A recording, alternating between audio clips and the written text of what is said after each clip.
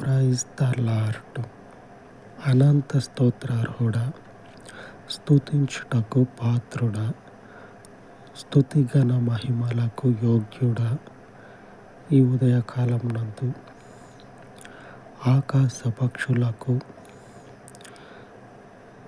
విశ్వమందున్నటువంటి సమస్త జీవరాశులకు కృపను చూపుచూ ఉన్న మహోన్నతుడా, సమస్త జీవరాశులలో నుంచి నీ పోలికగా నీవు ఏర్పరచుకున్నటువంటి నీ స్వాస్థ్యము కొరకు నీ ప్రాణమును ఇచ్చేంతగా కృప చూపినటువంటి మహాదేవ, ఈ ఉదయకాలం నందు నీవు కృప చూపినటువంటి నీ స్వాస్థ్యము కొరకు ప్రార్థిస్తూ ఉండగా, ఆకాశ మహాకాశములను కాదని మనుష్య మాత్రుని కొరకు భూమండలం మీదకి దిగి వచ్చినటువంటి నీ కృపను జ్ఞాపకం చేసుకొని తండ్రి, ఈ దినమంతయు కూడా నీ కృప కావలిలో నీ ప్రజలను తండ్రి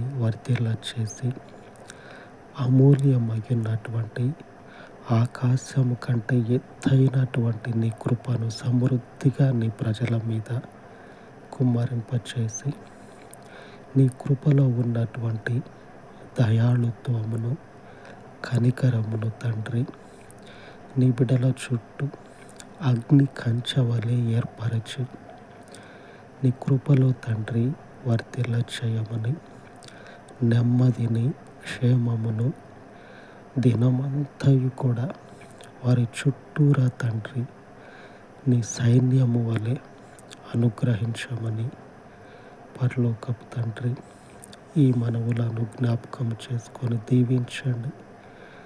మీ పాదముల చెంత చేరి యేసు నామమున వేడుకొనుచు ఉన్నాను తండ్రి. ఆమేన్, ఆమేన్.